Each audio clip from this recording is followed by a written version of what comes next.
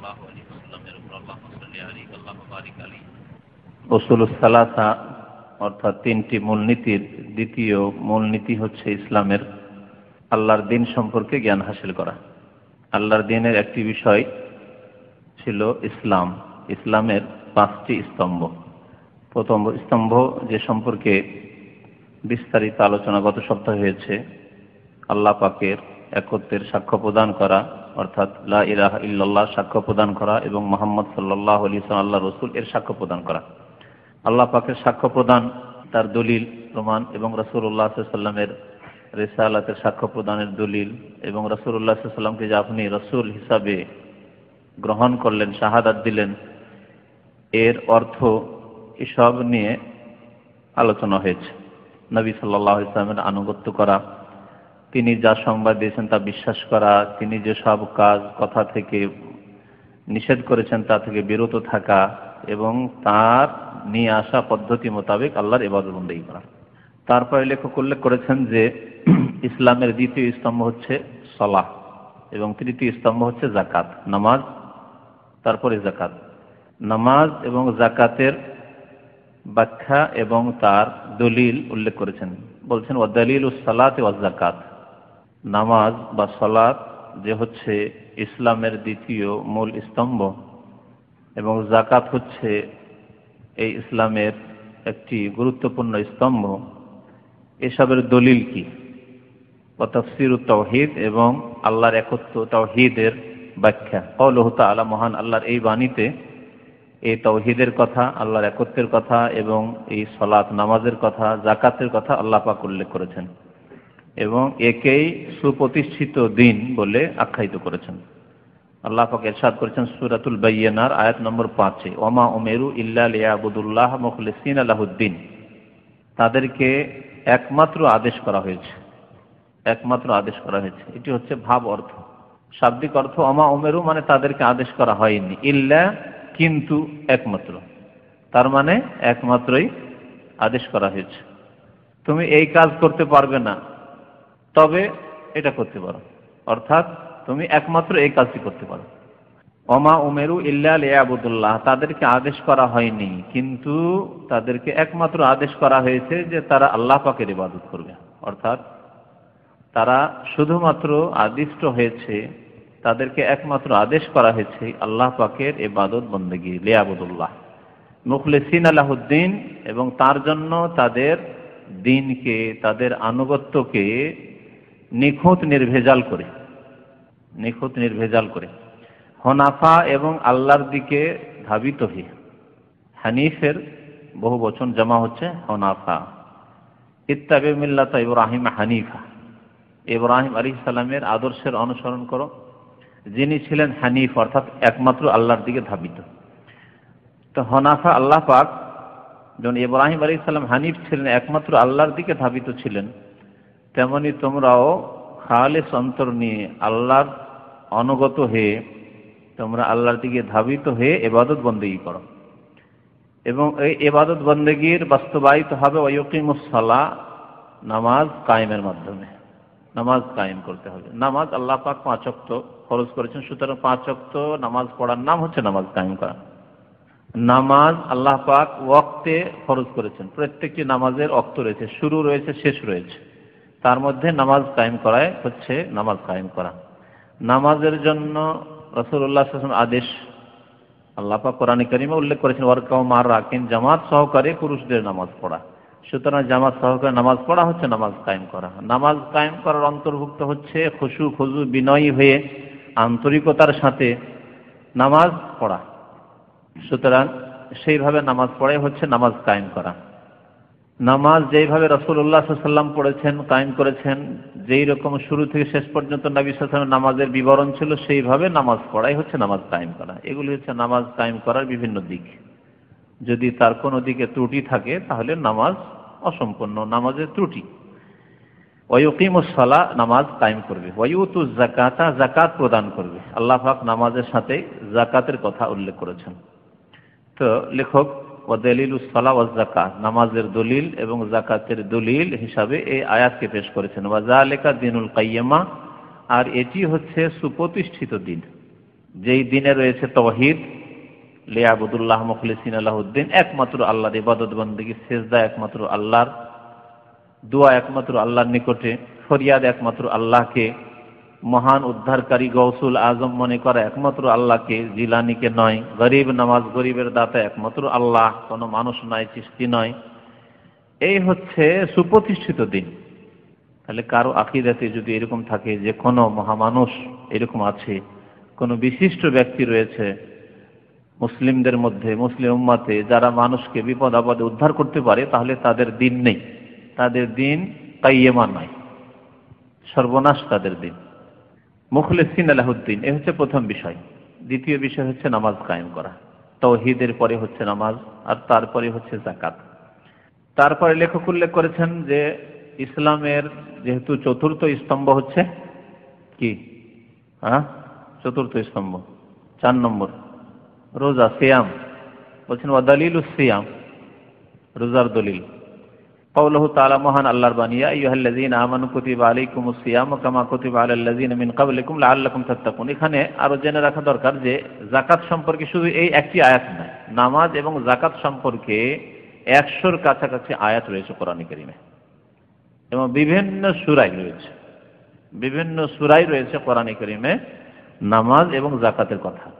এত গুরুত্বপূর্ণ ইবাদত হচ্ছে নামাজ এবং যাকাত। পক্ষান্তরে সিয়াম, রোজা, আল্লাহ পাক রব্বুল আলামিন শুধু রোজার কথা সূরা বাকারায় কয়েকটি আয়াত উল্লেখ করেছেন।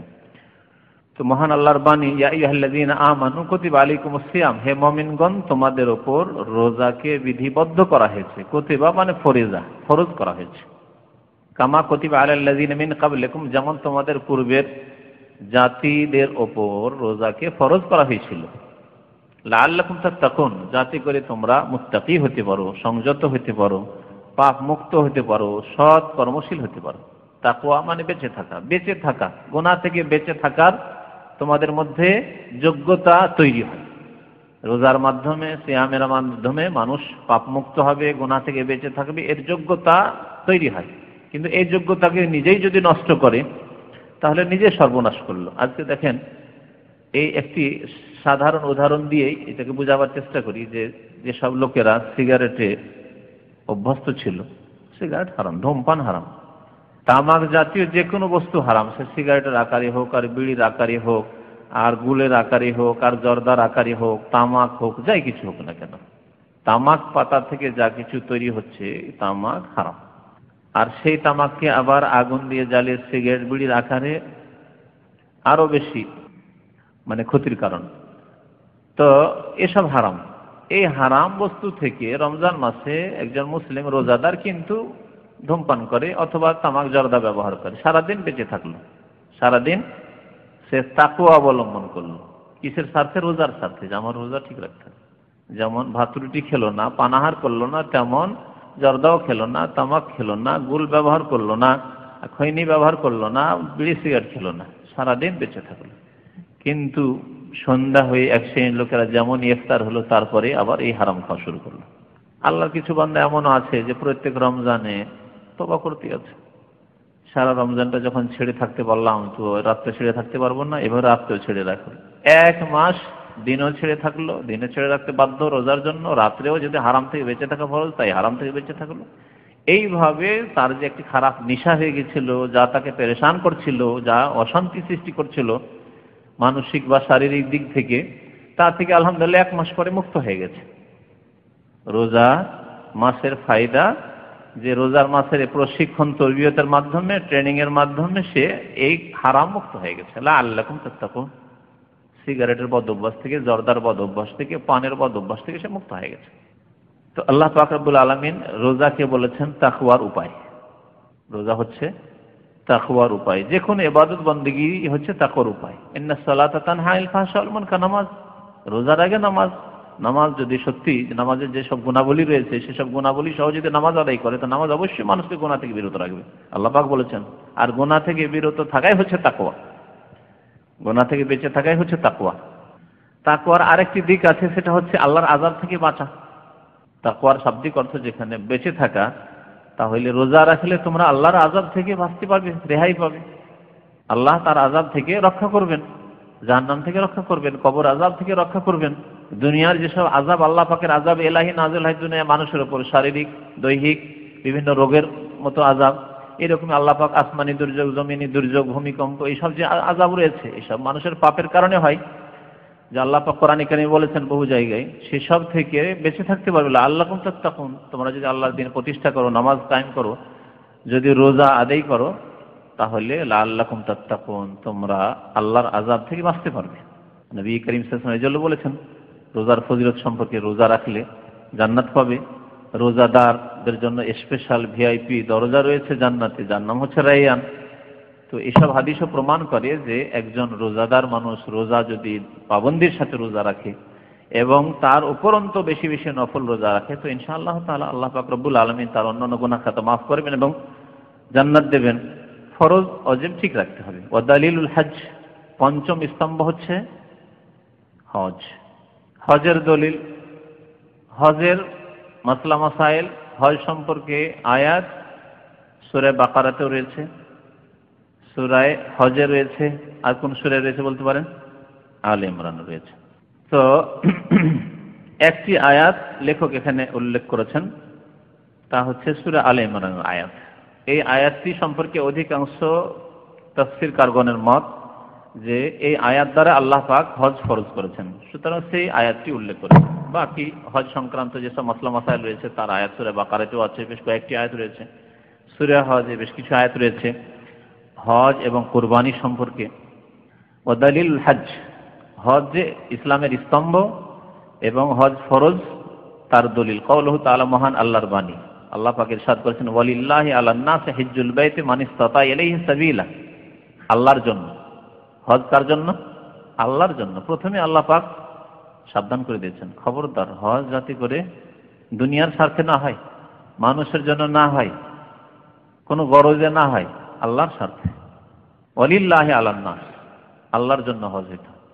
আজকাল অনেক হজ হয়, দেশে যাব, লোকে কি বলবে হজ না করে গেলে, বাপ মাই কি বলবে, কেউ হয়তো বাবা মাকে ভয় করে, বাবা মা কি বলবে যে হজ করে ছেলেটা চলে এলো, কত বেকুব ছেলে। অথবা বিয়ে শাদী করেছে, শ্বশুর দিনদার, কি বলবে শ্বশুর বংশের লোকেরা, সবাই জিজ্ঞাসা করে হজ করেছো, হজ করেছো। কারণ হজের একটা গুরুত্ব আছে আমাদের দেশের মানুষের কাছে, মুরব্বীদের কাছে হজের গুরুত্ব আছে। কত যে আশা আকাঙ্ক্ষা ওই সব বেচারা লোকদের, যারা অভাবের কারণে হয়তো আসতে পারে না।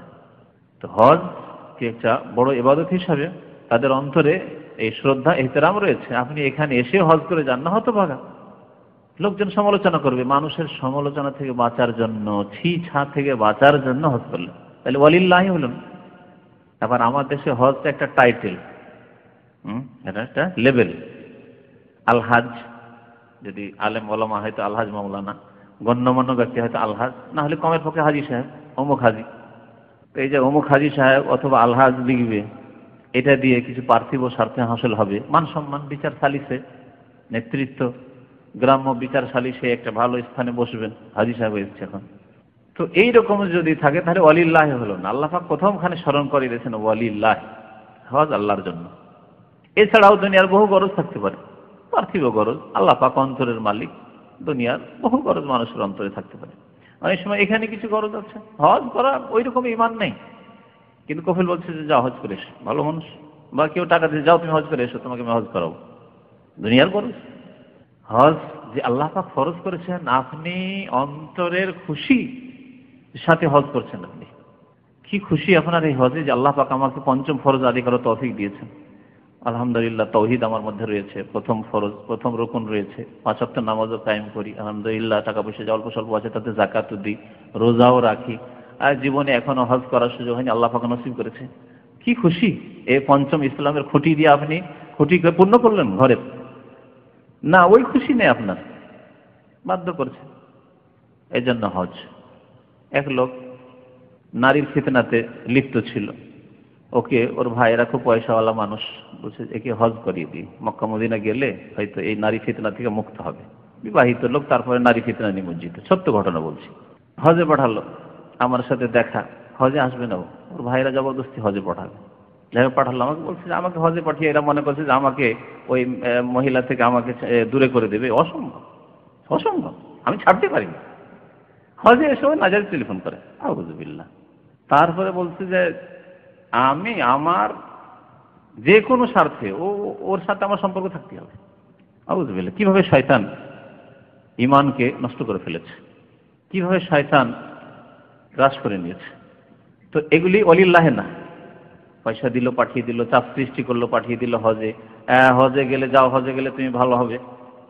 অনেক খারাপ ছেলে, আমাদের দেশের লোকেরা তো হজ করাতে পারে না, অনেকে হজ করাতে পারে না। তো অনেক ছেলে যখন খুব খারাপ লম্পট হয়ে যাচ্ছে, যা এক চিল্লা লাগিয়ে তাহলে ভালো হয়ে আসবে ফিরে। হ্যাঁ, বহু লোক। আমার গ্রামে একটা যুবক ছেলে খুব খারাপ, মাধ্যমিকও পাশ করেনি, ক্লাস 8 9 পরে বদমাইশি করে বেড়ায়, এখানে সেখানে বদমাইশি করে বেড়ায়। তো কিছু তবলিগি ভাইরা এসে পরামর্শ দিচ্ছে ওর আত্মীয় স্বজনকে যে এক চিল্লায় পাঠিয়ে দেন, এক চিল্লায় পাঠিয়ে দিলে টুপি টাপি নিয়ে আসবে, তাহলে এইসব ওই লম্পটি করতে পারবে না, বদমাইশি করতে পারবে না। তো ওয়ালিল্লাহ, আল্লাহর সন্তুষ্টির জন্য যে কোনো কাজ হইতে হবে, যদি আল্লাহর সন্তুষ্টির জন্য না হয় কোনো কাজে আসবে না। সুন্নত মোতাবেকও যদি কাজ হয় তবু কাজে আসবে না। আর যদি কাজ আবার বিদাতি হয় তাহলে তো এমনি কাজে আসবে না। কাজ যদি বিদাতি কাজ হয়, সেই কাজে মনে করেন যে তাতে ভালো আছে, তাহলে তো তাতে ভালো হবে না, কারণ নবী সাল্লাল্লাহু আলাইহি ওয়াসাল্লামের তরিকায় সেই কাজ হলো না। তো হজ করতে হবে কার জন্য? ওয়ালিল্লাহি, আল্লাহর জন্য। স্পষ্ট আলান নাস, প্রত্যেকটি ইবাদত আল্লাহর জন্য হতে হবে। আল্লাহ বলেছেন ফাসাল্লি লিরাব্বিকা, নামাজের ক্ষেত্রে দেখেন কার জন্য নামাজ পড়বেন? লিরাব্বিকা, তোমার রবের জন্য, যিনি তোমাকে সৃষ্টি করেছেন। রব মানে লালন পালনকারী, যিনি তোমার লালন পালন করেছেন, যিনি তোমাকে কোথা থেকে তোমাকে তোমার মায়ের পেটে কত সুন্দর করে যত্ন করলেন, তারপরে ওখান থেকে সহি সালামতে তোমাকে বের করে পৃথিবীতে নিয়ে আসলেন। তারপরে কত দুর্বল ছেলে, আল্লাহ খালাকাকুম মিন যাফিন, কত দুর্বল করে আল্লাহ সৃষ্টি করেছিলেন। তারপরে ধীরে ধীরে ধীরে বড় হলে, দৌড়ঝাঁপ করতে শিখলে, শরীর শক্ত হলো, হাড় শক্ত হইল। হ্যাঁ, ফাসাল্লি লিরাব্বিকা, সেই রবের যিনি লালন পালন করেছেন, ক্ষুদ্র থেকে বড় করেছেন, দুর্বল থেকে সবল করেছেন। কিছুই বুদ্ধি ছিল না এমন এক সময় ছিল প্রত্যেকের জীবনে, যখন সামনে পায়খানা থাকলে পায়খানা, নিজের পায়খানা করে বাচ্চা গেটে মুখে বসাচ্ছে। এটা কে বলতে পারেন যে আমি করিনি? জানা আছে? জানা নেই। হয়তো আপনার আম্মা মনে রাখতে পারে, আপনার আব্বা মনে রাখতে পারে যে আমার ছেলে এরকম করেছে, কিন্তু প্রত্যেকের হতে পারে, প্রত্যেকের জীবনে এটা হয়েছে। এমন একটা যুগ ছিল। আজ কি আপনাকে লাখ লাখ টাকা দিল কি কাজ করবেন? যদি বিবেক ঠিক থাকে কখনো করবেন না। সেই সময়গুলিকে স্মরণ করেন, সেই রব যিনি লালিত পালিত করে তোমাকে কত বুদ্ধিমান করেছেন, কত চালাক চতুর করেছেন। খাওয়া দাওয়ার মধ্যে একটা খারাপ, খুব বাসি বাসি মনে হচ্ছে এই মিষ্টিটা, মিষ্টি খুব আগ্রহ মিষ্টি খাওয়া, তার বাসি মনে হচ্ছে খাবো না, খুব পুরাতন মনে হচ্ছে খাবো না, কেমন যেন একটু গন্ধ হয়ে গেছে এই তরকারিতে, গোশতে, মাছে, না খাবো না। এতটুকু বিবেক আল্লাহ পাক দিয়েছেন। রব, তিনি রব যিনি দুর্বল থেকে সবল করেছেন। যখন নির্বোধ ছিলে, কিছু বুঝতে না, তারপরে তোমাকে বোধ শক্তি দিয়েছেন। কোনো অনুভূতি ছিল না, তারপরে অনুভূতি শক্তি দিয়েছেন। ফাসাল্লি লিরাব্বিকা, সেই রবের জন্য নামাজ পড়ো, ওয়ানহার, এবং সেই রবের জন্যই কুরবানি করো। প্রত্যেকটি ইবাদত বন্দেগীতে এই ইখলাসের আল্লাহ পাক তাকিদ করেছেন, ইখলাসের শিক্ষা দিয়েছেন, নিষ্ঠা, একমাত্র আল্লাহর জন্য ইবাদত বন্দেগী হতে হবে। আলান নাসে, মানব সকলের উপর, হিজ্জুল বাইতে, বাইতুল্লাহর হজ করা। হজকে হাজও বলা হয় হায় জবর দিয়ে, আর হায় কাসরা দিয়ে, জের দিয়ে হিজ্জুনও বলা হয়। কোরআনে কারিমে এই আয়াতে আল্লাহ পাক বলেছেন হিজ্জ, হিজ্জুল বাইতে, হজ্জুল বাইতে, হিজ্জুল বাইতে, দুটোই আরবি ভাষা। বাইতুল্লাহর হজ করা ওই সব মানুষের উপর, মান, ওই সব ব্যক্তির ওপর, ওই সব মানুষের উপর, ইস্তাতা ইলাইহি সাবিলা, যারা সেই দিকের, অর্থাৎ বাইত, সেই ঘরের ক্ষমতা রাখে, ঘরের রাস্তার ক্ষমতা রাখে। সাবিল মানে রাস্তা, সেই ঘরের রাস্তার ক্ষমতা রাখে, অর্থাৎ পথ খরচ রয়েছে তাদের কাছে, রাস্তা খরচ রয়েছে, এবং রাস্তায় যাতায়াতে যে সময় লাগবে সেই সময়ে তার যে পানাহারের প্রয়োজন রয়েছে তার খরচ রয়েছে, যে কদিন গিয়ে হজে থাকবে তার খরচ তার কাছে রয়েছে। এর সাথে ফুকাহায়ে কেরাম, ওলামায়ে কেরাম উল্লেখ করেছেন যে আপনার যে দায়িত্ব রয়েছে, আপনি পিছনে যাদেরকে ছেড়ে আসলেন, আপনার স্ত্রী ছেড়ে আসলেন, আপনার ছেলে মেয়েদেরকে ছেড়ে আসলেন, আপনার বৃদ্ধ আব্বা আম্মা ছেড়ে আসলেন, আপনার নাবালক ভাই বোনার রয়েছে বা তালাকপ্রাপ্ত বিধবা বোন রয়েছে, তাদের ভরণ পোষণ আপনার দায়িত্বে রয়েছে। তাদেরকে 1 মাসের জন্য রেখে হজে আসছেন আপনি, তাদের খরচ দিয়ে দিতে হবে। যদি এতটা না থাকে আপনার হজ খরচ নেই, আর এতটুকু যদি থাকে আপনার হজ খরচ হয়ে গেছে। আশা করি স্পষ্ট, তাই না? স্পষ্ট। তারপরে আমাদের দেশের লোকদের কিছু ভুল ধারণা আছে এই হজ সম্পর্কে। সেই ভুল ধারণা হচ্ছে যে জমি জায়গা ওটা আছে, ওটা হিসাবে নেই, ওটা যে রাস্তা রাস্তা, মক্কার রাস্তায়, বাইতুল্লাহর রাস্তায় পৌঁছার ক্ষেত্রে আপনাকে লাগাইতে হবে, ওটা আমাদের হিসাবে থাকে না, আমাদের হিসাবের বাইরে ওটা। কারো 10 বিঘা জমি আছে, ওটা কোনোদিন হিসাব করে না যে আমি 1 বিঘা বিক্রি করলেই তো হজ হয়ে যাবে আমার, অথবা 2 বিঘা বিক্রি করলে হজ হয়ে যাবে, না, বিক্রি করবেন না, ওটা প্রশ্নে ওঠে না। আর যদি এছাড়া ব্যাংকে জমা আছে সেটা যদি হিসাবে না নিয়ে আসে, না এই বছরে কিছু টাকা বাঁচলো কিনা তা দিয়ে হজ করবো, শুধু না, যা কিছু সম্পদ আছে সেসব সম্পদ থেকে আপনাকে হজ করতে হবে। শুধু ভিটে মাটি যে বাড়িতে আপনি বাস করছেন, আপনার ছেলে মেয়েরা বাস করছে, আপনার আব্বা মা বাস করছে, সেটা বিক্রি করা যাবে না, কারণ সেখানে বাস করতেই হবে। বরং অনেক সময় জমি জায়গায় বিক্রি করে হজ করাটাই হচ্ছে বেশি পবিত্রতা আপনার হজের পয়সার, কারণ ওটা হালাল। যেই জমি জায়গা আপনি আপনার আব্বা থেকে পেয়েছেন, আপনার আম্মা থেকে পেয়েছেন, দাদা দাদি পূর্বপুরুষ থেকে পেয়েছেন, সেটা আপনার জন্য হালাল। তারা কোথা থেকে উপার্জন করেছে সেটা আপনার দেখার বিষয় না। কিন্তু আপনি যে চাকরিতে উপার্জন করছেন, হতে পারে তাতে হারামের সংমিশ্রণ থাকতে পারে, ডিউটিতে শিথিলতা করেছেন আর বেতন পুরা নিয়েছেন, তারপরে এমন এমন ক্ষেত্র থেকে টাকা পয়সা এসছে সেটা হয়তো অবৈধ রাস্তা, অবৈধ পথ ছিল, নাজায়েজ পথ ছিল, সন্দেহের বিষয় ছিল, তাহলে তার চাইতে ভালো আপনার জমি জায়গায় বিক্রি করে হজ করা। বলছি না যে জমি জায়গা বিক্রি করে দেন, কিন্তু কথা হচ্ছে যে প্রয়োজন হলে জমি জায়গা বিক্রি করে এই ফরজ আদায় করতে হবে, আপনার ফরজ হয়ে আছে। বিশেষ করে আমাদের দেশে চাষিরা এই কথা ভাবেই না যে আমার 10 বিঘা জমি আছে, আমার হজ ফরজ আছে, না, সারা বছর খেয়ে দিয়ে আমার শেষ হয়ে যাচ্ছে, আর এত টাকা তো জুটছে না যে হজ করবো, সুতরাং হজ নেই, না, হজ আছে। হজের জন্য আপনি প্রস্তুতি নেন। মান ইসতাতা ইলাইহি সাবিল্লাহ, যারা বাইতুল্লাহ পর্যন্ত পৌঁছিতে পারবে তাদের উপর আল্লাহ হজ ফরজ করেছেন, তার সাথে নিজের যে দায়িত্ব রয়েছে সেই দায়িত্ব লাগিয়ে নিতে হবে, দায়িত্বকে তার সাথে লাগিয়ে নিতে হবে। এমন নয় যে 6 মাসের খরচ দিতে হবে, 1 বছর খরচ দিতে হবে, না, আপনি 1 মাসের জন্য হজে এসে থাকবেন, 1 মাসের খরচ দিয়ে আসতে হবে, 1 মাস পরে আবার যাবেন, আবার রুজি রোজগার করবেন, কাজকর্ম করবেন, আপনার ছেলে মেয়েদের খরচ দেবেন, আপনার আব্বা আম্মার খরচ দেবেন। এখান থেকে হজে যাবেন, 1 সপ্তাহ 10 দিনের জন্য হজে যাচ্ছেন, এই 10 দিনের খরচের ব্যবস্থা দেশে দিয়ে তারপরে হজে যাওয়ার যদি আপনার কাছে খরচ থাকে, যে খরচ লাগছে আজকাল, তাহলে আপনার হজ খরচ হয়ে আছে, আর আপনি ঋণ মুক্ত আছেন, কারণ ঋণ আদায় করা, মানুষের হক আদায় করা প্রথম জরুরি। আল্লাহ পাক তার হক মাফ করে দিতে পারেন, কিন্তু আল্লাহ পাক বান্দার হক, মানুষের হক মাফ করবেন না ওই অবস্থায় মারা গেলে। ঋণ মুক্ত হয়ে কেউ যদি সুদের অবস্থায় থাকেন, সুদ হারাম, কিন্তু আপনার অজ্ঞতায় বা আপনার ইমানি দুর্বলতায় আপনি সুদের উপর টাকা নিয়ে এসেছেন, বন্ধকে জমি রেখে এসেছেন, একজনকে সুদ খেতে দিয়ে এসেছেন, আমার ফসলটা খাও, যতদিন তোমার টাকা না দিতে পারবো তুমি জমিটা আমার খাও, তাহলে আপনি তাকে সুদ খাওয়াচ্ছেন, এবং সুদ খানেওয়ালা এবং সুদ খাওয়ানেওয়ালা, যে সুদ দেয় আর সুদ নেই, সুদের সাক্ষী থাকে, সুদের কথাবার্তা লিখে, নবী করিম সাল্লাল্লাহু আলাইহি ওয়াসাল্লাম সবার উপর লানত করেছেন, কাবীরা গুনাহ। সুতরাং আপনাকে প্রথম সুদ মুক্ত হতে হবে। সুদের অবস্থায় আপনি আছেন, জমি আপনার বন্ধক আছে, সেই জমি আপনি ছাড়াতে পারেননি, আর আগে সুদে হজে বেরিয়েছেন, না, জায়েজ নাই, আপনাকে হারাম মুক্ত প্রথম হইতে হবে। এই হারাম অবস্থায় কাবিরা গুনাহ করছেন, আপনি হজে যাচ্ছেন, কি করে আপনার মাফ হবে, কি করে আপনার গুনাহ মাফ হবে? আজকে মনে হয় কেউ জুমা মসজিদে এই প্রশ্ন করেছিলেন, সুতরাং এই কথাগুলিও মনে রাখবেন যে যদি কেউ হারাম অবস্থায় সুদের তলে চাপা থাকে, তাহলে তা থেকে মুক্ত হইতে হবে, তারপরে হজে যেতে হবে। ওমান কাফারা, আর কেউ যদি কুফরি করে, আল্লাহ বলছেন হজের ফরজ আদেশের পরে আল্লাহ বলছেন কেউ যদি কুফরি করে, তাহলে এর দ্বারা বোঝা গেল কেউ যদি হজ অস্বীকার করে তাহলে সে কাফের। এবং এই ক্ষেত্রে আইম্মায়ে কেরামের একমত, তারা ঐক্যমত রয়েছে। ইমাম আবু হানিফা, শাফি, মালিক, আহমদ, সমস্ত আইম্মায়ে কেরাম, মুহাদ্দিসিনরা, ফুকাহায়ে কেরাম, সমস্ত উম্মতের উলামাদের ইজমা রয়েছে, কেউ যদি হজের ফরজিয়াতকে অস্বীকার করে, হজ ফরজ নয়, সে সারা জীবন কোনোদিনই ফরজ নয়, অথবা সাময়িক এই বছরে ফরজ নয় যদি বলে, তাহলে সে মুসলিম নয়। কেমন কথা? একজন হয়তো হজের ফরজ হয় বিশ্বাস করে না, হজ ফরজ নয়, স্থায়ীভাবে সে বিশ্বাস করে না, সেও কাফের, মুরতাদ। একজন লোক হয়তো না, হজ ফরজ বিশ্বাস করে, কিন্তু এই বছরে না, কারণ এই বছরে আমাদের দেশে দুর্যোগ এসেছে, ঘর বাড়ি মানুষের পড়ে গেছে, মানুষের ঘর বাড়ি নেই, কিছু নেই, এই টাকা তোমার উপর হজ ফরজ থাকলে কি হবে, এই টাকা দিয়ে হজ না করে তুমি গ্রামের ঘর বাড়ি তৈরি করে দাও।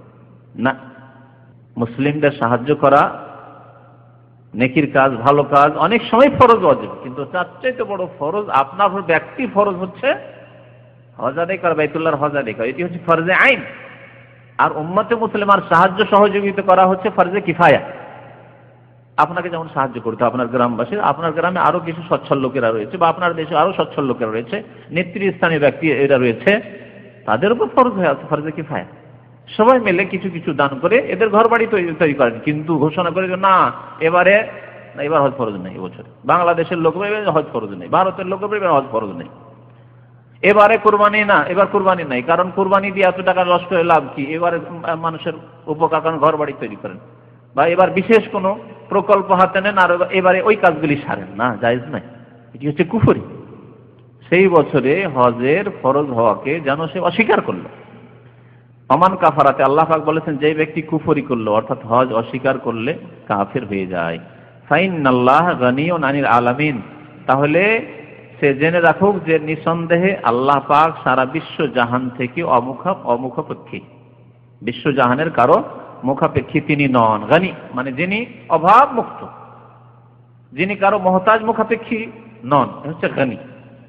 আল্লাহ পাক আমার আপনার হজের হাজী সাহেবদের আরফায় অবস্থানের, মেনায় হাজির হওয়া, বাইতুল্লাহর তওয়াফ করার মুখাপেক্ষী নন। যদি মানুষ হজ করে তাদের উপকারের জন্য বলা হয়, তাদের স্বার্থের জন্য বলা হয়েছে। আল্লাহ পাক সূরা হজে বলেছেন যে লিয়াশহাদু মানাফিআ লাহুম, তারা যেন তাদের বহু রকমারি উপকারে উপস্থিত হয়। তাহলে হজে যারা যায় তারা বহু রকমের তাদের উপকারে তারা হাজির হয়, পার্থিব উপকারে হাজির হয়, পরলৌকিক উপকারে হাজির হয়, সামাজিক উপকারিতায় হাজির হয়, আন্তর্জাতিক উপকারিতায় হাজির হয়, বিশ্ব সম্মেলন যেখানে বহু রকমের উপকারিতা রয়েছে, যেগুলি বিস্তারিত আলোচনা করলে যথেষ্ট সময়ের প্রয়োজন রয়েছে। সূরা আলে ইমরান আয়াত নম্বর 97, এই আয়াত দ্বারা আল্লাহ পাক উম্মতে মুসলিমার উপর হজ ফরজ করেছেন। এছাড়া আয়াত রয়েছে ওয়াতিমুল হজ্জ ওয়াল উমরাতা লিল্লাহ, সূরা বাকারায় আল্লাহ পাক বলছেন তোমরা আল্লাহর জন্য হজ এবং উমরা সম্পূর্ণ করো। এখানেও আল্লাহ পাক লিল্লাহ বলেছেন, ওয়াতিমুল হজ্জ ওয়াল উমরাতা লিল্লাহ। আল্লাহ পাক রব্বুল এছাড়া সূরা হজে বলেছেন ইব্রাহিম আলাইহিস সালামকে আদেশ করেছেন, যখন ইব্রাহিম আলাইহিস সালাম কাবা ঘর তৈরি করলেন তার ছেলে ইসমাইল আলাইহিস সালামকে নিয়ে, আল্লাহ বলেছেন ওয়াআযযিন ফিন নাস বিল হজ্জ, বিশ্বজাহানের মানুষের মাঝে হজের ঘোষণা করে দাও। ওয়াআযিন আযান দিয়ে দাও, আযান দাও মানে ঘোষণা করা, নামাজের আযান হচ্ছে নামাজের জন্য ঘোষণা করা, আর এখানে আল্লাহ বলেছেন ওয়াআযিন ফিন নাস বিল হজ্জ, হজের এলান করে দাও, ঘোষণা করে দাও। ইয়াতুকা রিজালান, যাদের কাছে যানবাহনের ব্যবস্থা নেই আর পায়ে হেঁটে আসা সম্ভব তারা পায়ে হেঁটে আসবে। আল্লাহ বলছে রিজালান, রিজিল মানে পা, রিজালান পায়ে হেঁটে আসবে। তাহলে পায়ে হেঁটে আসা যদি কারো পক্ষে সম্ভব হয় তাহলে পায়ে হেঁটে আসবে, যারা কাছে রয়েছে পায়ে হেঁটে আসবে। ওয়া আলা কুল্লি দামিরিন, এবং দুর্বল স্ত্রীর উপর চেপে আসবে। সেই জামানার যখন কোরআন নাজিল হয় সেই জামানার মরুভূমির যানবাহন ছিল উট, সুতরাং আল্লাহ পাক উটের কথা উল্লেখ করেছেন। আবার দুর্বল উটের কথা এই জন্য বলেছেন যে দূর দূরান্ত থেকে উট নিয়ে সফর করে আসলে উট দুর্বল হয়ে যেত সফরে, সেই জন্য আল্লাহ পাক দুর্বল উটের কথা, হয়ে যাক আপনার যানবাহন দুর্বল, হয়ে যাক আপনার গাড়ি খারাপ, এত দূর যাব 2000 কিলোমিটার নিজের গাড়িতে যাব, আমার গাড়ি হচ্ছে পুরনো মডেলের, হ্যাঁ, কিন্তু আপনি আসেন, আপনার নতুন গাড়ি হোক, নতুন মডেলের গাড়ি হোক আর পুরনো মডেলের গাড়ি হোক, যেই রকমই হোক না কেন। আর যারা নিজের গাড়ি নিয়ে যাবে না, নিজের উঠে যাবে না, নিজের পার্সোনাল সওয়ারি নয়, যারা ভাড়াই যাবে, একটা টিকিটের প্রয়োজন, যে যেখান থেকে আসে, যারা এরোপ্লেনে আসে এরোপ্লেনে একটা টিকিটের প্রয়োজন, যারা বাসে যেতে পারবে তাদের বাসে একটা টিকিটের প্রয়োজন। আল্লাহ পাক রব্বুল আলামিন যাদেরকে তৌফিক দিয়েছেন হজে হাজির হইতে হবে। হজ কোন সালে ফরজ হয়েছিল কে বলতে পারেন?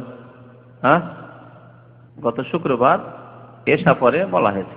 এশা পরে হজের কোর্স চলছে আমাদের, শুক্রবার এশার নামাজের পর হজের কোর্স চলছে গত 2 সপ্তাহ থেকে। হ্যাঁ, 9ম হিজরিতে হজ ফরজ হয়েছে, 9ম হিজরিতে। এটি হচ্ছে যারা মুহাক্কিক গবেষক উলামায়ে কেরাম তাদের মত, আর অধিকাংশ আলেমদের এই মত। যদিও কিছু আলেমরা বলেছেন যে 6ষ্ঠ হিজরিতে হজ ফরজ হয়েছিল, কিন্তু সেটি সহি দলিলের ভিত্তিতে এবং যুক্তির ভিত্তিতে সেই মতটি টিকে না। কারণ 6ষ্ঠ হিজরিতে মক্কা কাফেরদের কবলে ছিল। 7ম হিজরি 8ম হিজরি পর্যন্ত, 8ম হিজরি থেকে মক্কা বিজয় হলো। তাহলে যেখানে মক্কা কাফেরদের দখলে, সেই সময় আল্লাহ কি করে হজ ফরজ করতে পারেন? আল্লাহকে এমন দায়িত্ব দিতে পারে না, হ্যাঁ, যেটি আপনার ক্ষমতায় নেই। আপনাকে যদি বলা হয় যে আল্লাহর হস্তে আল্লাহকে ভয় করেন, আপনার দেশে যেখানে আল্লাহ পাক আপনাকে নেতৃত্ব দিতেছেন সেখানে আপনি ইসলামী আইনের বাস্তবায়ন করুন, কোরআন সুন্নাহর বাস্তবায়ন করুন। হ্যাঁ, এটা যুক্তিযুক্ত। তো অষ্টম হিজরিতে যখন মক্কা বিজয় হলো, নবম হিজরিতে আল্লাহ পাক হজ ফরজ করে দিলেন। রমজান মাসে মক্কা বিজয় হলো, আর তারপরে আল্লাহ পাক রব্বুল আলামিন হজ ফরজ করে দিলেন নবম হিজরিতে। দশম হিজরিতে নবী করিম সাল্লাল্লাহু আলাইহি সাল্লাম বিদায় হজ করলেন সাহাবায়ে কেরামদেরকে নিয়ে। ইবনে উসাইমিন রাহমাতুল্লাহ আলাইহি এই আয়াতটি সম্পর্কে লিখছেন, ওয়া হাযিহিল আয়াতু নাযালাত ফিস সানাতি তাসিআতি মিনাল হিজরা।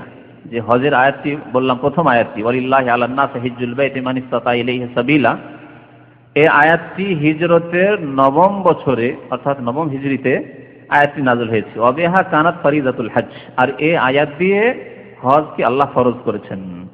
আল্লাহ পাক বলেছেন মান ইসতাতা ইলাইহি সাবিলা, সুতরাং যার ক্ষমতা নেই তার হজ নেই। যার ক্ষমতা নেই, যার রাস্তা খরচ আছে, তাহলে যার রাস্তা খরচ নেই। অসংখ্য মানুষ দেশে আছে, হয়তো তাদের রাস্তা খরচ নেই।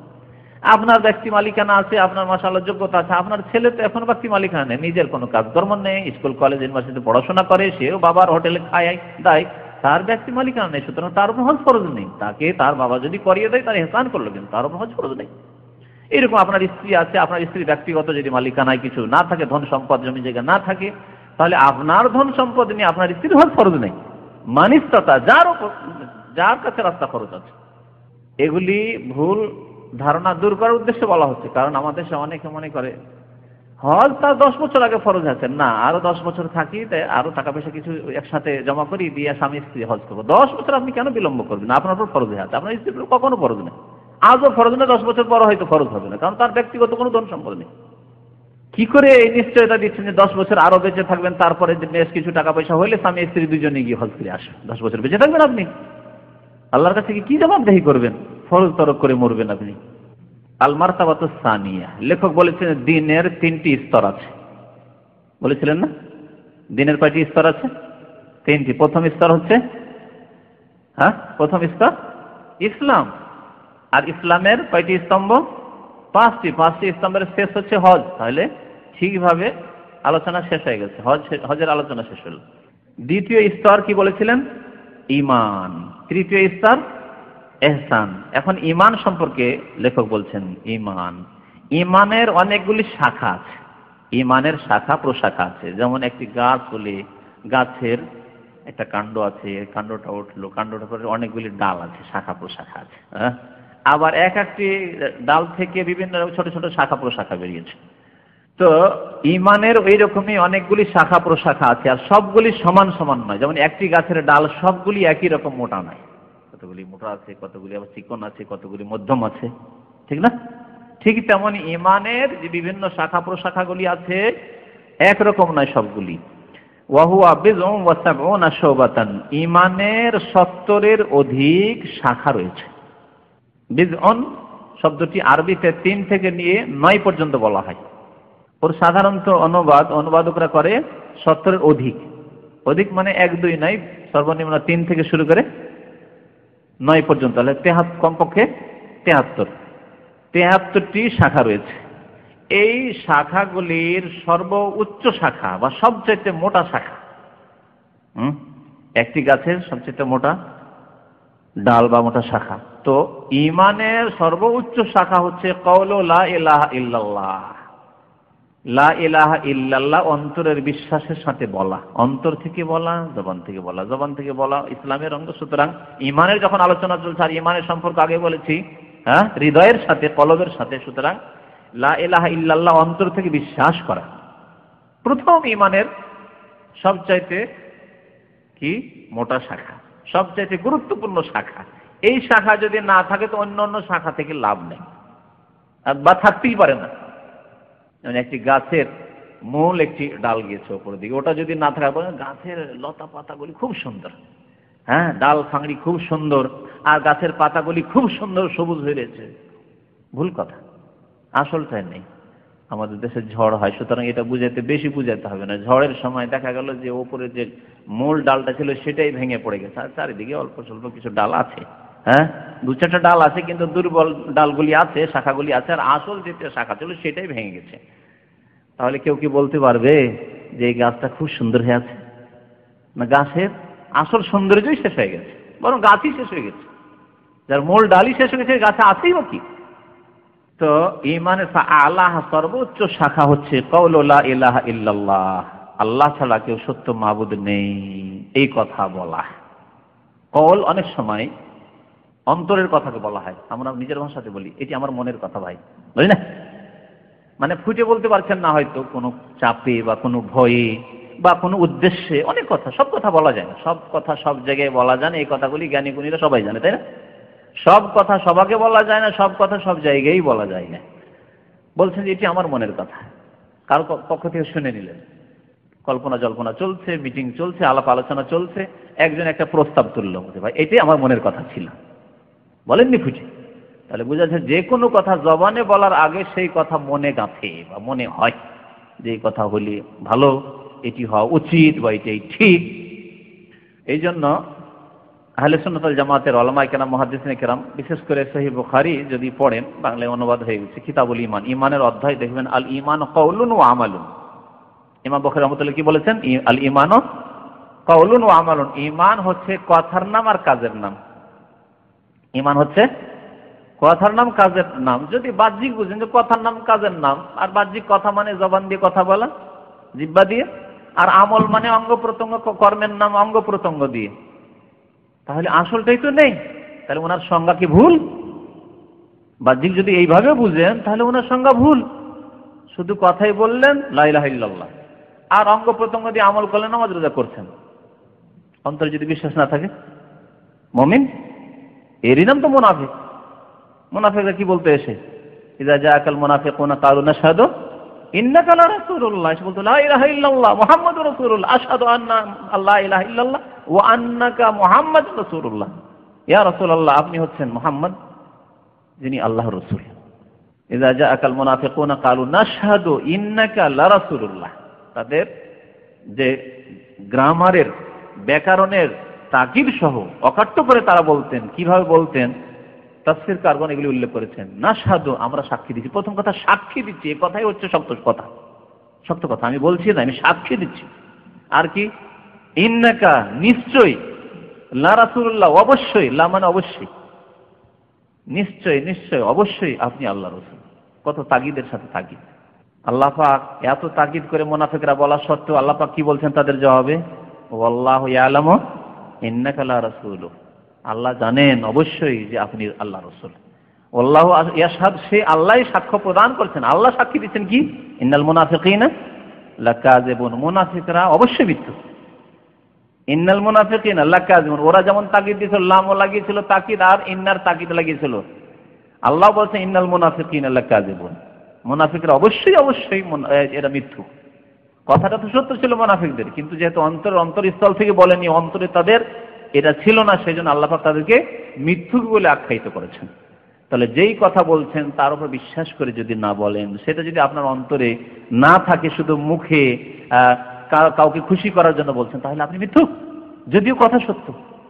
আপনি খুব ভালো মানুষ ভাই, হ্যাঁ, আপনার মুদিরকে, ম্যানেজারকে বলছেন, আপনার বসকে বলছেন যে আপনি মাশাআল্লাহ চ্যাম্পিয়ন মানুষ, খুব ভালো চরিত্রবান মানুষ, কিন্তু অন্তরে যখন চোখের আড়ালে একেবারে বাজে। তাহলে আপনি কি কাযিবুন মিনাল কাযিবিন, মিথ্যুক। আপনি কথা সত্য হলেও আপনি মিথ্যুক, কারণ আপনি অন্তর থেকে কথাটি বলছেন না। তো কথা সত্য যে আল্লাহ এক, মুহাম্মদ সাল্লাল্লাহু আলাইহি ওয়াসাল্লাম আল্লাহর রাসূল, কিন্তু মুনাফিকরা যেহেতু অন্তর থেকে বিশ্বাস করে বলতো না, তাই আল্লাহ তাদেরকে কাযিবুন বলে, মিথ্যুক বলে আখ্যায়িত করেছেন। তো ইমাম বুখারী রাহমাতুল্লাহ আলাইহি যে বললেন আল ঈমানু কাওলুন ওয়া আমালুন, এরকম বহু মুহাদ্দিসিন কেরামরা বলেছেন। ঈমানের সংজ্ঞা দিতে গিয়ে বলেছে ঈমান কথার নাম কাজের নাম। তাহলে তাদের কথা সম্পূর্ণ না অসম্পূর্ণ? যদি আপনি বাহ্যিক এতটুকু বুঝেন তাহলে অসম্পূর্ণ, কিন্তু আপনি পুরো বুঝেননি। তারা তাদের ভাষায় কওলুন মানে কওলকে দুই ভাগে ভাগ করতেন, আর আমলকেও দুই ভাগে ভাগ করতেন। এই জন্য ওই কথাগুলির ভাষ্য যখন করেছেন হাফিজ ইবনে হাজার রাহমাতুল্লাহ আলাইহি ফাথুল বারীতে, বা আল্লামা আইনি তার কিতাব উমদাতুল কারীতে, বহু বুখারী শরীফ ভাষ্য রয়েছে আরবি ভাষায়, তখন তারা বলেছেন কওলুল কালবে ওয়া কওলুল লিসান, মনের কথা, হৃদয়ের কথা, আর লিসান জবানের কথা। ঈমান হচ্ছে তাহলে কিসের নাম? অন্তরের কথার নাম। অন্তরের কথাটি গেঁথেছি কিনা, বিশ্বাস হয়েছে কিনা, এটি প্রথম।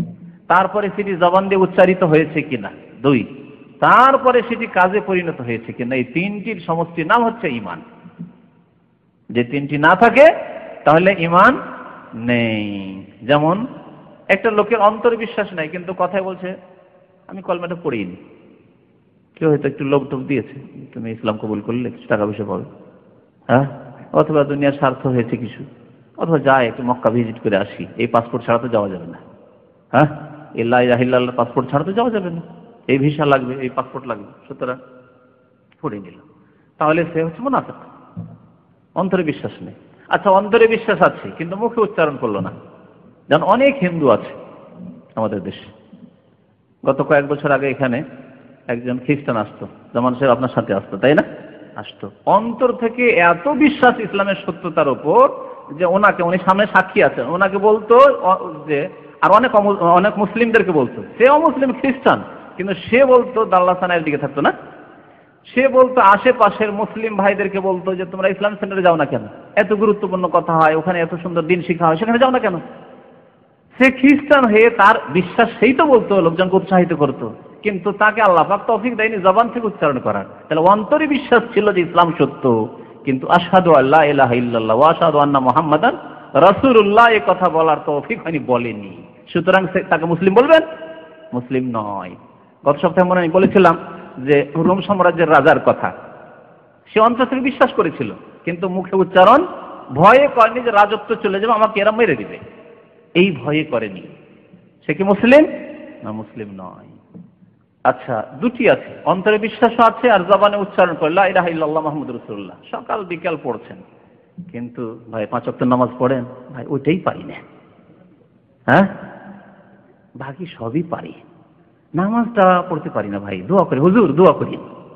আজকালকার ফাসেক লোকেরা নিজে চেষ্টা করবেন, ওই যে হুজুর দোয়া করেন, নামাজ পড়েন ভাই, হুজুর দোয়া করি। তাহলে ঈমান আছে? নেই। কারণ ঈমানের সমষ্টি হচ্ছে তিনটি, অন্তরের কথা মানে অন্তরের বিশ্বাস, আর জবানের কথা মানে জবানের উচ্চারণ, স্বীকৃতি, সাক্ষ্য প্রদান করা, সাক্ষী দেওয়া, আর 3 নম্বর হচ্ছে বাহ্যিক আমল, আর প্রথম আমল হচ্ছে 5 ওয়াক্ত নামাজ। এই প্রুফ, এই প্রমাণ দিতেই হবে, এটা না থাকলে দিন নেই। এই জন্য নবী সাল্লাল্লাহু আলাইহি ওয়াসাল্লাম বলেছেন ফামান তারাকাহা ফাকাদ কাফারা, যে ব্যক্তি নামাজ ছেড়ে দিল, নামাজ পড়লো না, সে কাফের হয়ে গেল। হ্যাঁ, তাহলে ঈমানকে আশা করি বুঝে নিয়েছেন। ঈমান হচ্ছে 3টি বিষয়ের নাম, অন্তরে বিশ্বাস করার নাম, মুখে উচ্চারণ করার নাম কালিমা লা ইলাহা ইল্লাল্লাহকে, আর কাজে পরিণত করার নাম, আর প্রথম কাজ হচ্ছে 5 ওয়াক্ত নামাজ কায়েম করা, এই হচ্ছে প্রথম কাজ। তো সর্বোচ্চ শাখা হচ্ছে ঈমানের লা ইলাহা ইল্লাল্লাহ, কাউলু লা ইলাহা ইল্লাল্লাহ। আর একটি কথা থেকে গেল ইমাম বুখারী রাহমাতুল্লাহির কথা বলতে গিয়ে, যে কথা যেমন 2 রকম হয়, তেমন আমলও 2 প্রকার হয়, একটা ভিতরের আমল, হ্যাঁ, আর একটা বাইরের আমল। ভিতরের আমল, বাইরের আমল কেমন করে বুঝবেন? বাইরের আমল যেমন আপনি নামাজ পড়ছেন, এটা কি বাহ্যিক আমল। রোজা রাখছেন, সাহরি খেলেন, ইফতার করলেন, বাহ্যিক আমল। যাকাত দিলেন, টাকা পয়সা দিলেন গরিব দুঃখীকে, যাকাত দিচ্ছেন আপনি শতকরা 8 টাকা, বাহ্যিক আমল। হজ করতে গেলেন, কি বাহ্যিক আমল। অন্তরে আল্লাহর প্রতি বিশ্বাস করলেন, অন্তরে কবরের জীবন, যে বারজাখী জীবন, আযাব, নিয়ামত বিশ্বাস করেন আপনি, এগুলো অন্তরের আমল না, কর্ম না? আমার অন্তরে ওগুলি আছে, একজন কাফের অন্তরে এগুলি নেই। একজন মুসলিমের অন্তরে আছে এগুলি বিশ্বাস, জান্নাত জাহান্নাম বিশ্বাস আছে, আর একজন কাফের অন্তরে এগুলি কথা কিছু না। তাহলে তার অন্তরে এসব কথা নেই। তাহলে এগুলি অন্তরের আমার কর্ম, আমি এই অন্তরে এই কর্মগুলি করেছি, আপনি করেছেন, একজন মুমিন করেছে, এগুলি অন্তরের আমল। অন্তরের ভালো আমল যেমন হয় তেমন খারাপ আমল হয়, তাই না? অন্তরের ভালো আমল হচ্ছে ঈমান, বিশ্বাস করা, আল্লাহ যা বিশ্বাস করতে বলেছেন, তার রাসূল সাল্লাল্লাহু আলাইহি ওয়াসাল্লাম যা বিশ্বাস করতে বলেছেন তা বিশ্বাস করা। অন্তরের খারাপ আমল হচ্ছে মুনাফিকি, অন্তরে কপটতা আছে। অন্তরের খারাপ আমল যেগুলি কুফরি পর্যন্ত পৌঁছায় না, কিন্তু গুনার কাজ, যেমন হিংসা। হিংসা কোথায় থাকে? ভাষায় প্রকাশ পায় না, কারণ ভাষায় প্রকাশ করলে ও জেনে নেবে যে আপনি হিংসা করেন। ভাষায় প্রকাশ করেন, অন্তর থেকে আপনার কলিগকে, আপনার সাথীর সঙ্গে কি, আপনার রুমমেটকে আপনি ঘৃণা করেন। সে অন্তরের ও আমল, খারাপ আমল, বদ আমল। অন্তরের বদ আমল হচ্ছে বিদ্বেষ, অন্তরে শত্রুতা রাখা, ক্ষতির চেষ্টা করা, পরিকল্পনা তৈরি করা ক্ষতি করার জন্য, কাউকে খুন করার জন্য, হ্যাঁ, অপদস্থ করার জন্য, এগুলি সব অন্তরের খারাপ আমল। তাহলে উলামায়ে কেরামরা, আইম্মায়ে কেরামরা, ইমাম বুখারী রাহমাতুল্লাহ আলাইহি যে বলেছেন আল ঈমানু কাউলুন ওয়া আমাল, ঈমান হচ্ছে কথার নাম আর কাজের নাম, তার মধ্যে অন্তরের কথাও আছে আর অন্তরের কাজও আছে।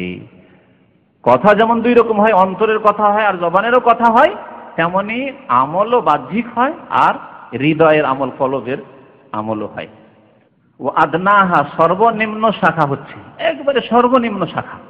নবী করিম সাল্লাল্লাহু আলাইহি ওয়াসাল্লামের হাদিসে যেহেতু এসছে ওই শব্দ দিয়ে, তা হচ্ছে ইমাতাতুল আযা আনিত তারিক, রাস্তায় কোনো কষ্টদায়ক বস্তু পড়ে থাকলে তা সরিয়ে ফেলা। রাস্তাতে কোনো কষ্টদায়ক বস্তু পড়ে আছে তা সরিয়ে দেওয়া। কি? যেমন কাঁটা পড়ে আছে, শুধু কাঁটা, পাথর পড়ে আছে, এটা ইট পড়ে আছে, হ্যাঁ, ময়লা আবর্জনা পড়ে আছে, তাও হইতে পারে, ওটাও হইতে পারে কষ্টদায়ক, সেটাও কষ্টদায়ক। গর্তটা ভর্তি করে দিলেন। রাস্তা মানে শুধু মানুষের চলার রাস্তা নয়, আমাদের দেশের রোডে ঝড় হইলে গাছ পড়ে আছে, রাস্তা বন্ধ হয়েছে, রাস্তা জাম হয়েছে, কত লোক বিদেশ থেকে 200, 300, 400 কিলোমিটার দূর থেকে আসছে, 6 ঘন্টা 8 ঘন্টা গাড়ি পড়ে আছে, খাবার দাবার ব্যবস্থা নেই, মাঠে ঘাটে পড়ে আছে, থাকে না এরকম অবস্থা? গ্রামের লোকেরা গেলেন, যাওয়ার পরে সরকারের ইন্তজার অপেক্ষা না করে, সরকারের লোক আসবে এসে গাছ কেটে উঠাবে, ওই সব ইন্তজার না করে এলাকার লোক, গ্রামের লোক গেলেন, যাওয়ার পরে রোড থেকে গাছকে কেটে সরিয়ে দিলেন।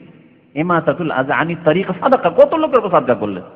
একটা মানুষ চলার রাস্তায় হয়তো 10 জনের উপর সাদকা হলো, 10টা লোক সারাদিনে চললো হয়তো ফুটপাতে, কিন্তু একটি যদি জাতীয় সড়ক হয় তাহলে ঘন্টার মধ্যে হাজার হাজার গাড়ি যাচ্ছে, কত লোক উপর সাদকা করলেন আপনি। ইমাতাতুল আযা আনিত তারিক সাদকা, কষ্টদায়ক তাদের জন্য। কষ্টদায়ক বিষয়ের মধ্যে রয়েছে ময়লা আবর্জনা, পেশাব পায়খানা। পেশাব পায়খানা, কোনো বাচ্চা পায়খানা করে দিচ্ছে রাস্তার উপর, সেখান থেকে সরিয়ে ফেলা। এইরকমই কাঁচপোটা ইত্যাদি রয়েছে, রাস্তায় যদি পড়ে থাকে তা সরিয়ে দিলেন আপনি। কষ্ট হবে মানুষকে, ঘৃণা হবে মানুষকে, অরুচি হবে মানুষের, তাই সরিয়ে দিলেন আপনি। বাড়ি ঘরকে ময়লা আবর্জনা করে রেখেছেন, আপনার বাড়িতে কোনো মেহমান আসবে, পরিষ্কার পরিচ্ছন্ন, বা বাড়ির লোকেরা রয়েছে, রুচির সাথে থাকবে, শান্তির সাথে থাকবে, সুতরাং সেটা পরিষ্কার পরিচ্ছন্ন রাখা, এগুলি সাদাকা। সুতরাং আপনার স্ত্রী যদি বাড়ি ঘরকে সাফ সুতরা রাখে, আপনার ছেলেমেয়েরা যদি বাড়ি ঘরকে সাফ পরিষ্কার পরিচ্ছন্ন রাখে, তাহলে রুচিকর বাড়ি রয়েছে, গন্ধ যদি গন্ধ দূর করে দিল, একটু সেন্ট মেরে দিল, আজকালকার জামানায় আল্লাহ পাক সুযোগ সুবিধা দিয়েছেন, তাহলে এগুলি সব সাদকার মধ্যে শামিল, সবকিছু এগুলি সাদকার মধ্যে শামিল। ওয়াল হায়া ও শুবাতুম মিনাল ঈমান, অনেকগুলি যে শাখা রয়েছে তার মধ্যে একটি শাখা হচ্ছে লজ্জা করা। ওয়াল হায়া ও শুবাতুম মিনাল ঈমান, হায়া, লজ্জা করা হচ্ছে ঈমানের একটি শাখা। তাহলে যার মধ্যে লজ্জা নেই তার মধ্যে ঈমানের একটি শাখা নেই, নির্লজ্জ।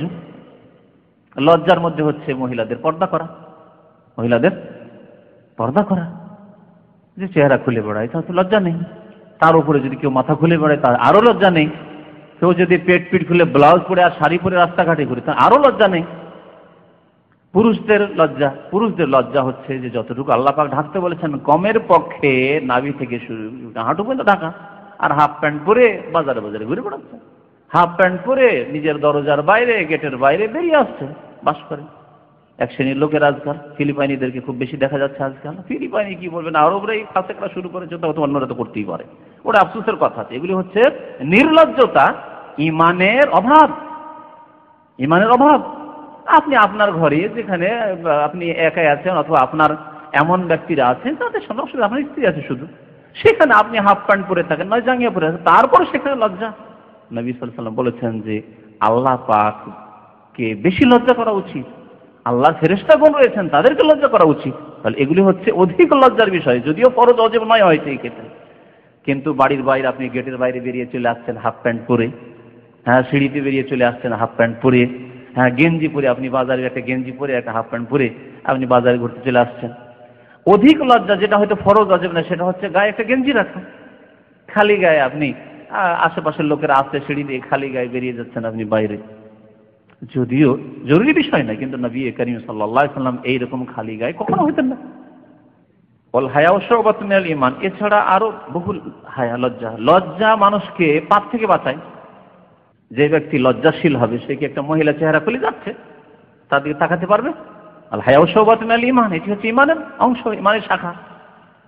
রাস্তা দিয়ে হেঁটে যাচ্ছেন, পাশে টিভির দোকানগুলি, এদিকে ছিল এখন এইদিকে আছে, এসব এই যে টিভির দোকানগুলি, পাশে হেঁটে আসছেন, কিছু লোকেরা আছে দাঁড়িয়ে ঘন্টার ঘন্টা দেখতে আছে, লজ্জা নেই তার, বেহায় আসে, কি করে দাঁড়িয়ে দাঁড়িয়ে ওই সব ছবি দিয়ে, যাতে কখনো কখনো মহিলার ছবি আসছে, কখনো আরো কারো ছবি আসছে, কখনো হাফ প্যান্ট পরা ছবি আসছে, যেসব প্লেয়ার খেলাই দেখছেন, রান খোলা হাফ প্যান্ট পরে খেলাধুলা করছে, সেসব খেলা দেখছেন। আপনার মধ্যে হায়ার অভাব রয়েছে, লজ্জার অভাব রয়েছে। ওয়াল হায়া শুবাতুম মিনাল ঈমান, যেমন আপনি করবেন না তেমন আপনি এইরকম অবস্থায় দেখবেন না কাউকে। একজন লজ্জাশীল মানুষ, একজন মানুষের লজ্জা স্থানের কিছু অংশ যদি খোলা থাকে তাকাতে পারে তার দিকে? কখনো তাকাতে পারবে না। হাফ প্যান্ট পরে একটা লোক আছে আর তার রানের দিকে তাকিয়ে আছেন আপনি, সে এক গুনার কাজ করছে আর আপনি তাকাতে পারবেন? লজ্জা থাকলে নিশ্চয়ই পারবেন না আপনি। ওয়াল হায়া শুবাতুন মিনাল ঈমান, হায়া লজ্জা মানুষকে অনেক পাপ থেকে বাঁচায়, বরং সমস্ত পাপ থেকে বাঁচায়। যার লজ্জা আছে সে আল্লাহকে হায়া করবে, আল্লাহকে লজ্জা করবে, সেই ব্যক্তি ফেরেশতাদেরকে লজ্জা করবে, সেই ব্যক্তি মুসলিম ভাই বোনদেরকে লজ্জা করবে, সেই ব্যক্তি মানুষকে লজ্জা করবে। সুতরাং তার দ্বারা গুনাহ হতে পারে না, নির্লজ্জ ব্যক্তি গুনাহ করতে পারে। ওয়া আরকানুহু সিত্তা, ঈমানের স্তম্ভ হচ্ছে 6টি। ঈমানের স্তম্ভ হচ্ছে 6টি। ইসলামের স্তম্ভ কয়টি হলো? 5টি। তাহলে গোলমাল করবেন না, ঈমান ইসলাম আলাদা আলাদা বিষয় ভুলবেন না। ইসলামের সম্পর্ক মানুষের বাহ্যিক আমলের সাথে, আর ঈমানের সম্পর্ক মানুষের ভিতরের অন্তরের কর্মের সাথে, হৃদয়ের আমলের সাথে। ও আরকানুহু সিত্তা, ঈমানের রুকন হচ্ছে, ঈমানের স্তম্ভ হচ্ছে 6টি।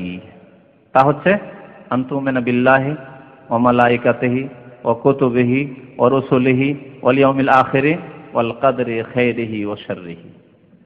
আমাদের দেশের মানুষরা মুখস্থ রেখে এসেছে ঈমানে মুফাসসালে, মিনাল্লাহি তাআলা ওয়াল বাসে বাদাল মত।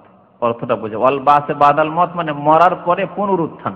তো মরার পরে পুনরুত্থান আখিরাতের অন্তর্ভুক্ত নয়, তাহলে অতিরিক্ত আবার বলা নিষ্প্রয়োজন নয় নবী। আর তারপরে হাদিসে আসেনি এইভাবে, হাদিসে এসছে জিবরাইল আলাইহিস সালামের হাদিসে যেখানে শেখানো হয়েছে সেখানে এসছে কিভাবে, আখবিরনি মাল ঈমান ইয়া রাসূলুল্লাহ। জিবরাইল আলাইহিস সালাম জিজ্ঞেস করেছেন মানুষের রূপ ধরে এসে, যে ইয়া রাসূলুল্লাহ বলেন ঈমান কি? বলছেন আনতুমিনা বিল্লাহি ওয়া মালাইকাতিহি ওয়া কুতুবিহি ওয়া রুসুলিহি ওয়াল ইয়াউমিল আখিরি ওয়াল কদরি খাইরিহি ওয়া শাররিহি। বাস। তো ওয়াল বাসে বাদাল মত এক প্রথম কথা নবী সাল্লাল্লাহু আলাইহি ওয়াসাল্লামের হাদিসে আসেনি এইভাবে আলাদা করে। দ্বিতীয় কথা, ওয়াল বাসে বাদাল মরার পরে পুনরুত্থানে বিশ্বাস, এটি অতিরিক্ত বলার প্রয়োজন নেই। কারণ ওয়াল ইয়াউমিল আখির পরকাল যখনই বলেন, পরকাল মানে মত থেকে মানুষের পরকাল শুরু। মত থেকেই পরকাল শুরু। তাহলে কবর থেকে যে উঠানো হবে ওটাই হচ্ছে ওয়াল বাস বাদাল মত, ওটা তো আছেই ওতে ওয়াল ইয়াউমিল আখিরে। আখিরাতের প্রতি বিশ্বাস, পরকালের প্রতি বিশ্বাসের মধ্যেই শামিল রয়েছে। সুতরাং আলাদা করে, জানি না এটা যারা বানিয়েছে তারা কি জন্য এইভাবে বানিয়েছে। বিরাট করা অভ্যাস আমাদের দেশে, দুয়াতে বাড়ানো, দুরুদে বাড়ানো, বিভিন্ন কিছুতে বাড়ানো। তো এই বাড়ানো স্বভাবটা আমাদের দেশে আছে, সুতরাং ওইভাবে বাড়িয়েছে। আবার কিছু লেখকেরা রয়েছে, কিছু চিন্তাবিদরা রয়েছে, আবার ঘটিয়েছে, কমিয়েছে। তা তাকদীরের প্রতি বিশ্বাস ওটাকে ঈমানের পিলার থেকে বাইর করে দিয়েছে, বুঝতে পারছেন? বের করে দিয়েছে। দুই দিকে বিপদ, ঘটানো বাড়ানো দুটোই নিষেধ। যদি কেউ কমায় সেটি ফাসিকি, আর কেউ যদি বাড়ায় সেটি বিদআতি কাজ। শরীয়তে কেউ যদি 4 ওয়াক্ত নামাজ পড়ে তাহলে কমের পক্ষে সে ফাসিক। আসলে তো নামাজের ব্যাপারে, কেউ যদি 30টা রোজা না রেখে, 30টা পারবো না, তবে প্রথম দিকে 5টা রেখে নি, শেষ দিকে 5টা রেখে নি, বাস প্রথম দিকে 10টা রাখে, শেষ দিকে 10টা, 20টা হয়েই গেল, তাহলে তাকে কি বলবো?